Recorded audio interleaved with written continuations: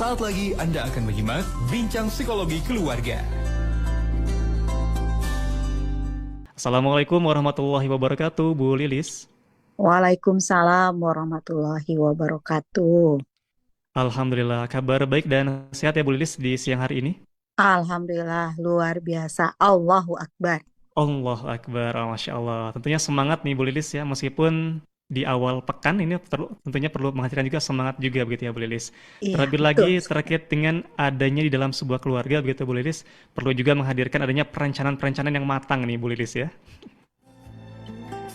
Iya, Insya Allah. kemarin Mhm. ini kelanjutan dari sebelumnya ya, Ya, Kang Dava. ya. Jadi kita masih membahas generasi Z, Gen Z dan Gen Alpha. Nah, Mhm. menurut Ya. penelitian di Amerika, emang Gen Z ini dia sudah mulai pudar untuk menabungnya. Jadi dilihat dari Mhm. di generasi ini adalah untuk peminat menabung itu menurun ya dibandingkan generasi-generasi sebelumnya. Itu dari hasil penelitian. Kemudian saya juga anak-anak saya itu kan Gen Z dan Gen Alpha ya. Jadi ada Gen Mhm. Z, Ya. ada Gen Alpha. Eh, di mana ada di area emang anak-anak sekarang Gen Z, Gen Alpha ini kalau punya uang gimana caranya udahlah habisin gitu. Mhm. Habisin Iya, iya. ngapain sih untuk disimpan-simpan gitu. Hidup perlu dinikmati gitu ya.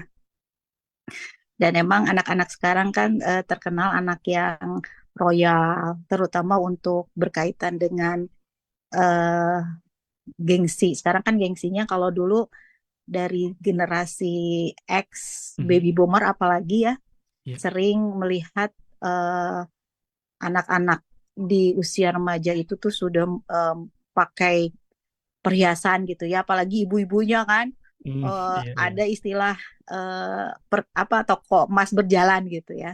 Ah, iya Dan betul. dulu saya ingat banget ibu saya itu suka beli perhiasan terus dipakai. Saya pernah waktu kecil itu dibelikan sama ibu saya gelang gitu ya. Nah, saya risih untuk memakainya gitu. Kata ibu nggak apa-apa gitu. Terus kenapa sih beli emas? Kata ibu saya untuk nabung gitu. Kalau emas kan nabung bisa Iya. kelihatan sama orang lain. Terus udah Oh. gitu dijualnya gampang. Jadi kalau kita mau ada keperluan gitu ya, dijual gampang. Terus ada gengsinya juga gitu. Makanya kalau anak-anak Gen X dulu, saya itu waktu kecil itu tuh Ya. orang tuanya senang memberikan perhiasan kepada anaknya, entah itu kalung, gelang gitu ya. Nah, kalau Ya. sekarang kan anak-anak Gen Z itu pasti nggak mau gitu. Anak saya anak perempuan saja Mhm. ketika misalnya pakai anting, apa sih risih pakai anting gitu ya. Udah memang saya kan anak saya perempuan tuh waktu kecil tidak dibiasakan waktu kecil ya, tidak dibiasakan pakai anting-anting. Kenapa? Karena khawatir juga ada pernah kejadian gitu ya Mhm. di zaman saya dia pakai anting terus dia apa sih namanya kecabut terus si telinganya jadi luka gitu. Oh, Nah, iya, sudah iya. besar saya tawarkan, kamu kan sudah bisa mengurus sendiri gitu, mau pakai anting nggak? Ah, ngapain sih ribet banget gitu. Apalagi kan aku pakai jilbab, Bun. Mhm. Ngapain gitu Ya. nggak kelihatan gitu ya, nggak ada manfaat kata anak saya gitu ya. Nah, jadi anak-anak sekarang gengsinya kan di gadget ya, mereka akan apa sih boros atau jor-joran beli gadget, beli handphone, beli kamera yang ke sana kan gitu. Mhm. Dan Ya. dia akan jor-joran juga untuk traveling ya, untuk healing, untuk hiburan gitu. Nah, ini kemarin saya jalan-jalan di minggu dengan anak saya satu dia Gen Z, dua Gen Z, satu Mhm. Gen Alpha gitu. Ya. Nah, pas ketika jalan-jalan anak saya yang Gen Z tuh bilang, Bun, oh aku pengen ganti tas ah katanya. Awalnya gitu. Terus adiknya juga aku pengen ganti sepatu ah gitu. Mhm. Terus saya Ya. bilang, ya nanti tunggu. Nah, karena saya membiasakan untuk tas sepatu itu tuh setahun sekali gitu. Jadi mereka beli baju, beli tas, sepatu itu setahun sekali jatahnya Mhm. gitu. Iya, iya. Itu juga teman saya kaget, ah anak kamu beli sepatunya setahun sekali gitu. Iya, Wah, anak saya mas setiap ke mall pasti pengen gitu, sepatu sampai numpuk. Saya bilang kalau anak saya biasakan emang setahun sekali. Terus saya Mhm. bilang ke anak saya, iya nanti tunggu sabar ya, nanti ada waktunya. Kapan Bun? Nanti pas naik kelas tahun ajaran Tahun baru. baru. Itu kan lama Bun, 6 bulan lagi. Terus kata neneknya, 6 bulan itu nggak kerasa loh gitu. Nanti juga akan lama banget sih gitu. Nah, jadi kan anak-anak sekarang mungkin ngelihat teman-temannya, kata kata anak saya, tahu nggak Bun, temen aku tuh beli sepatu itu tuh hampir tiap minggu, jadi sepatunya tuh ganti-ganti. Tahu nggak Bun, Hmm. aku tuh sepatunya yang itu-itu aja gitu. Iya, iya. Nah, terus saya bilang, ini kesempatan kalian untuk belajar tadi, belajar menghemat ya, yang eh, sesuai dengan tema hari ini. Bagaimana tadi anak diajarkan untuk frugal living ya. Bagaimana Iya. hidup tadi misalnya menghemat, hidup menabung, kemudian dia bagaimana untuk mengolah keuangan gitu kan, kan anak sekarang Mhm. instan, terus kadang juga mereka mendapatkan pendapatan juga misalnya dengan konten YouTube, tiba-tiba Iya. uang di rekeningnya mungkin bisa jutaan, puluhan Mhm. juta, bahkan mungkin miliaran ya kalau yang Iya. YouTuber itu menerima endorse dan sebagainya. Nah, itu kan harus diajarkan untuk bagaimana pengelolaan keuangan, keteraturan ya. Jadi eh, uang itu tuh tidak harus, hidup ini tidak sekarang aja, tapi nanti juga ke depannya gitu ya. Iya. Kemudian uang itu untuk apa saja? Apakah emang membeli itu sesuai dengan kebutuhan atau hanya keinginan? Kan ada beda keinginan dan kebutuhan. Yang kita beli itu bukan keinginan. Yang kita beli itu adalah kebutuhan gitu. Nah, melihat Mhm. dari fenomena hal itu, berarti anak-anak kita harus di parenting, di pengasuhan juga harus belajar bagaimana untuk frugal living ini ya, Mhm. Iya. menghemat, terus me- eh, menggunakan media yang sudah ada gitu ya.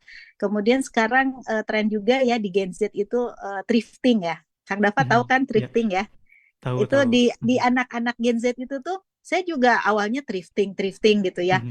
Iya. di sosmed atau di internet thrifting. Saya tanya gitu ke anak saya, apa sih thrifting itu? Mhm. Thrifting itu Bun, itu bagus loh Bun, kata anak saya yang pertama.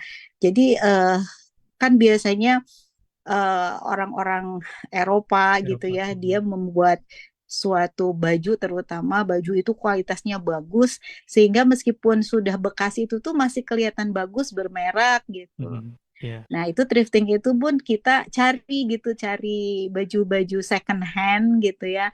Iya. Dan sampai kita dapet baju-baju yang bermerek. Nah, ini thrifting ini tidak ada di generasi sebelumnya, di milenial tidak Mhm. ada ya. Iya. Di Mhm. bahkan di saya di X juga nggak ada apa itu thrifting gitu. Nah, Mhm. sekarang anak-anak Gen Z ini tuh ada juga saya menemukan artis gitu ya. Dia outfitnya berapa, ini Oh, belinya di iya, iya. mana, di Pasar Senen gitu ya.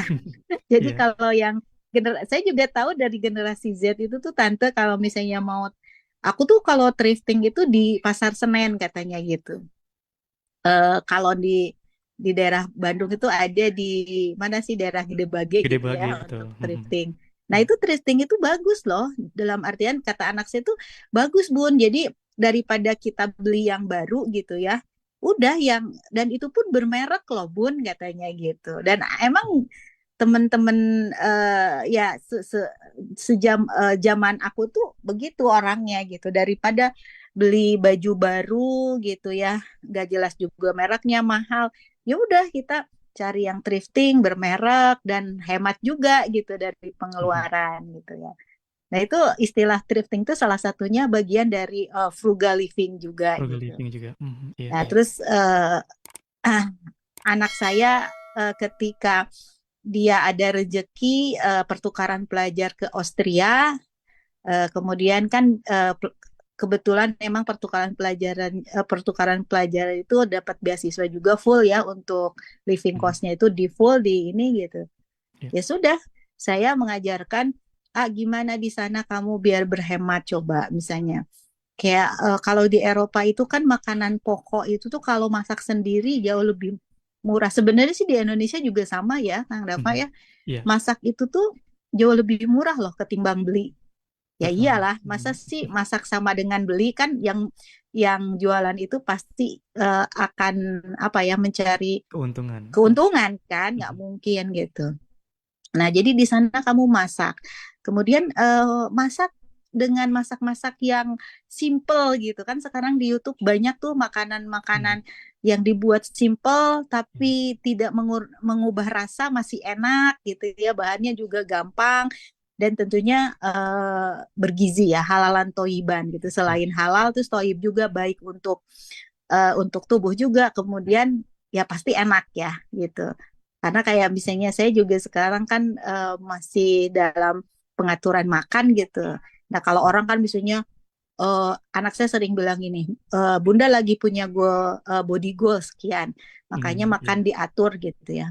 Mhm. Nah, terus anak saya ngelihat, Bun, itu mah bukan diet atau Bun, makannya eh, enak-enak gitu. Aku juga kalau misalnya gitu mau gitu ya. Nah, itu Iya. berarti kan makan itu tuh harus tetap enak. Kemudian selain enak juga waktunya kan menghemat waktu gitu. Kalau misalnya orang tua zaman dulu kayak misalnya Lebaran itu ibu saya itu buat bistik, daging sapi atau buat rendang. Nah, itu tuh buat rendang itu tuh saya malas banget dulu waktu kecil bantuan ibu saya Mhm. harus dulu kan kelapanya harus diparut gitu ya terus pokoknya lama gitu ya jadi enaknya masakannya tidak sebanding kayaknya capek kita gitu nah itu Mhm. tidak termasuk frugal living kalau frugal living itu tuh gimana gitu kita mensiasati misalnya makanan di Lebaran itu tuh makanan yang enak, tapi masaknya juga simple gitu ya, nggak memakan waktu lama gitu. Mending kita misalnya daripada masak lama, mendingan kita baca. Carilah Mhm. masakan-masakan yang sebentar tapi enak gitu ya. Iya. Nah, ke arah sana. Nah, tentunya ibu-ibu yang pasti anak-anaknya sekarang kan anak-anak kita ada di zaman Gen X, generasi X dan Alpha. Nah, ini Mhm. harus kita Gen Z dan Gen Z. Gen Mhm. Alpha, Gen Z dan Alpha. Nah, bagaimana kita untuk mengajarkan tiap hari langsung praktek ya, eh, walking memory langsung praktek kepada anak-anak untuk ke arah tadi bagaimana hidup yang hemat ya. Dan kalau kita lihat sampah itu kan semakin banyak, makanya daripada menambah lagi mendingan yang sudah ada di daur ulang itu juga bagian ke sana gitu. Kadang misalnya kita mau beli sesuatu misalnya. Nah, itu kita pikirkan dulu, jangan beli dulu, jangan-jangan barang yang lain masih bisa kita manfaatkan gitu ya. Misalnya barang yang ada di gudang bisa dimanfaatkan. Jadi Mhm. Iya. makanya nanti juga dibiasakan anak-anak itu beli sesuai dengan kebutuhan, bukan sesuai Mhm. dengan keinginan dan dipakai gitu ya, terpakai. Itu untuk membuka Kang Dava. Iya, baik, alhamdulillah. Tentunya juga ini menarik ya, Bu Lilis dan juga sahabat MK berkaitan dengan frugal living tersebut ataupun juga gaya hidup hemat tersebut. Nah, seperti apa begitu alokasinya, perencanaan-perencanaan di dalam keluarganya, kita akan coba bahas juga ya, Bu Lilis, di segmen yang kedua nanti ya, Bu Lilis, insya Allah. Dan kami pun juga mengundang Anda, sahabat MK, untuk dapat juga bergabung, berbagi Anda di kesempatan pagi menjelang siang hari ini dalam inspirasi keluarga sahabat MK. Topik bahasannya berkaitan dengan frugal living, sahabat MK, ataupun juga gaya hidup hemat tersebut.